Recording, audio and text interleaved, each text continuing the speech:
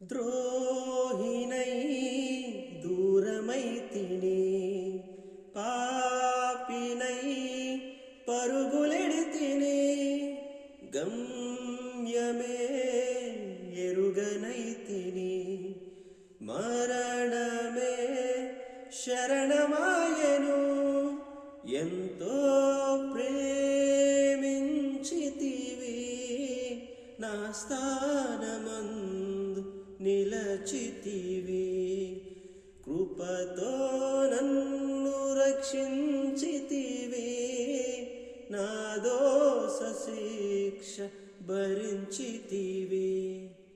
నా చెలిమి కోరి నీ కలిమి వీడి, నా చెంత చేరావు శ్రీమంతుడా.